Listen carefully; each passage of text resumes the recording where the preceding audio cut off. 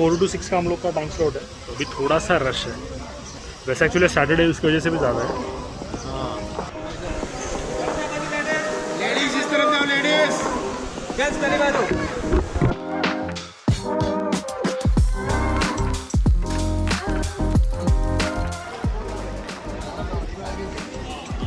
बहुत ह्यूज है, समझ में नहीं आता है वीडियोस में, लेकिन बहुत ज़्यादा ह्यूज है। अभी जैसे जैसे आगे जा रहे हैं वैसे वैसे ऊपर ही होते जा रहा है।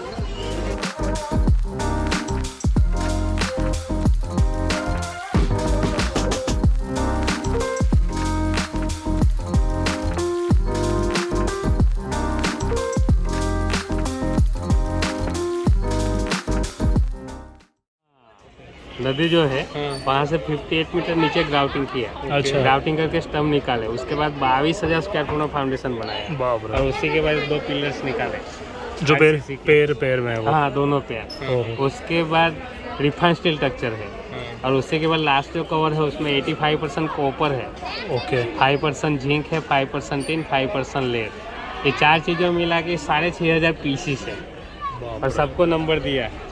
कोई भी पार्ट हिलेगा तो पता चल जाएगा, पूरा कंप्यूटर नेटवर्क है। ओके। ये भी टेक्निकल जो है ऐसे ही बने कि प्रति घंटे 180 की रफ्तार होगी, फिर भी हिलेगा नहीं। और 6.5 पॉइंट का रिक्टर स्केल होगा, भूकंप होगा, फिर भी कुछ नहीं होगा।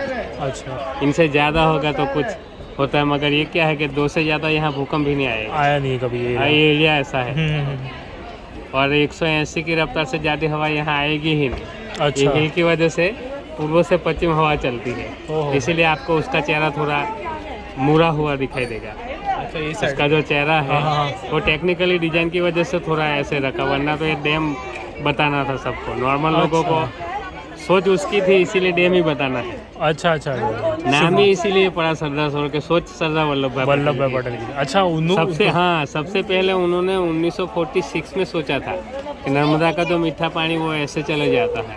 वो इसीलिए सोचा था कि उस टाइम पे पूरे गुजरात में अकाल ज़्यादा पड़ता था। सौराष्ट्र का और उत्तर गुजरात में पूरा इलाका अकाल ही पड़ता था, तो उसी ने उस टाइम पे सोचा था कि सबसे ज़्यादा पानी नर्मदा का मीठा है वो चले जाता है, तो उसको ही बांध बना के जहाँ अकाल पड़ती वहाँ लिया जाए तो कितना अच्छा। और ये बनाने से सौराष्ट्र का और उत्तर गुजरात के 8,215 गाँव है, 135 छोटे मोटे शहर है, 14 जिला है, 62 तालुका, साल भर के लिए 18 लाख हेक्टेयर सिंचाई होता है।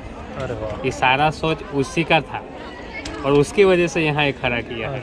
और यहाँ 2 हाइड्रो प्रोजेक्ट बनाए हैं। अच्छा। 50 मेगावाट के 5 टर्बाइन वो भेल कंपनी के हैं, वो कैनल है पावर हाउस में है।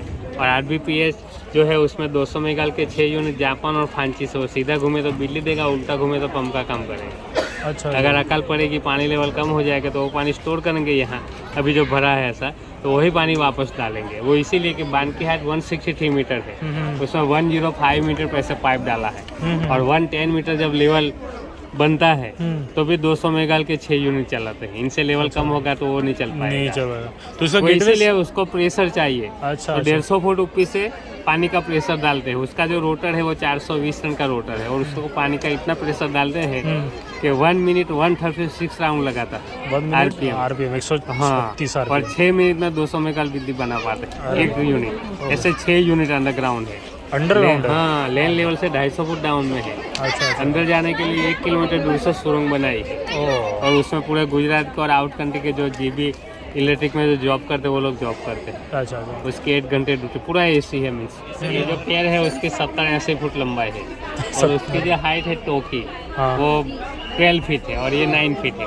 अच्छा। ये पूरा उसका जो विचार था प्रगतिशील विचार था सरदार वल्लभ भाई का, इसकी वजह से आपको पाँव थोड़ा अच्छा चलता है ऐसा बताने का ट्राई किया। चलते हुए सांस में चल रहा है। आप भी साथ देके चलो ऐसा महसूस कराते हैं लोग। अच्छा, इसलिए यूनिटी साथ में चलो। और मेन तो ये है कि जब ये आज़ाद भारत हुआ था तो 562 रजवाड़े अलग अलग थे। 560? हाँ, रजवाड़े थे। मीन्स रजवाड़े थे। अलग अलग इलाका था। मीन्स इलाका का एक इलाका का आप राजा, दूसरे का ये, तीसरे का मैं, ऐसा करके सब तो सबको बुलाया, समझाया, बुझाया और बाद में एक राष्ट्र बनाया। इसीलिए यूँ है यूनिटी। उसने यूनिटी बनाई थी, इसीलिए यहाँ ये यूनिटी बनाया। ऐसा है। जबरदस्त।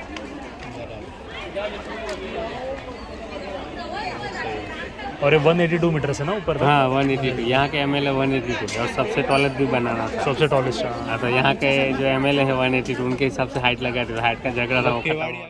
स्टैचू का पीछे साइड का व्यू पूरा, यहाँ से पूरी आपको नर्मदा रिवर दिखती है। और एक पॉइंट बहुत अच्छे से बताया वो गाइड ने कि यहाँ पे 182 MLs है, इसकी वजह से हाइट 182 मीटर्स रखी है। MLA बढ़ गया तो हाइट भी बढ़ेगी कल।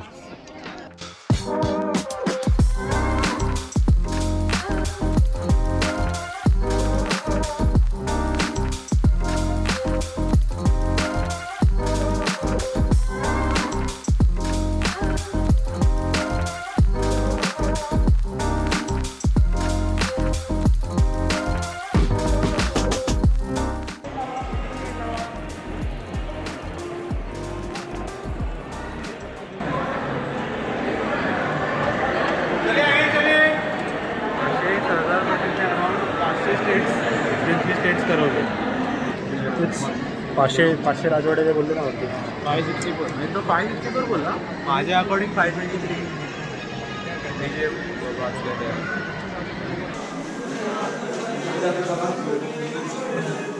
घूम गए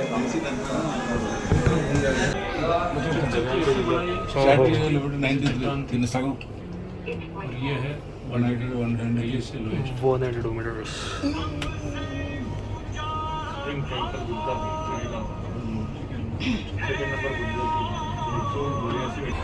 काम बंद झाला।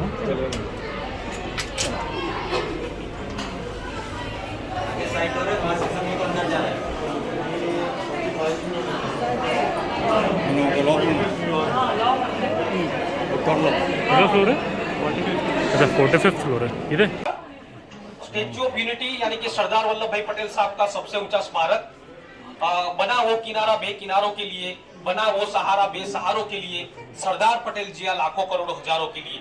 फिर से एक बार नमन करते हैं। और स्टेच्यू ऑफ यूनिटी कुल मिलाकर के 182 मीटर 182 मीटर। गुजरात विधानसभा की जो सीटें हैं 182, उसके आधार पर ये हाइट रखी गई 182 मीटर। दूसरी बात, सरदार वल्लभ भाई पटेल साहब का स्मारक जो यहाँ पर बना है, तो सरदार पटेल साहब का सपना था 1946 का सरदार सरोवर डैम, जो जाली में से आपको पूरा दिख रहा है। ये डैम की डाउन स्ट्रीम में 3 किलोमीटर की दूरी पर स्टेच्यू ऑफ यूनिटी बनाया गया है। सरदार पटेल साहब का सपना था डैम का। तो ये व्यूइंग गैलरी जो है, जब स्टेच्यू बनाने की बात हो रही थी तो ये व्यूइंग गैलरी सबसे पहले प्लानिंग था आंखों में बनाने का, लेकिन वहां पर टेक्निकली लिफ्ट का प्रॉब्लम और जगह की कमी, इसीलिए यहाँ पर ये चेस्ट लेवल के अंदर ये व्यूइंग गैलरी ऑब्जर्वेशन डेक बनाया गया। बहुत सही व्यू ऊपर आने के बाद। 45th फ्लोर है ये, नीचे से ऑलमोस्ट 30 सेकेंड्स में लिफ्ट पहुंच जाता है। बहुत बढ़िया व्यू, पूरी रिवर दिख रही है नीचे। बारिश में और तगड़ा व्यू हो रहा है।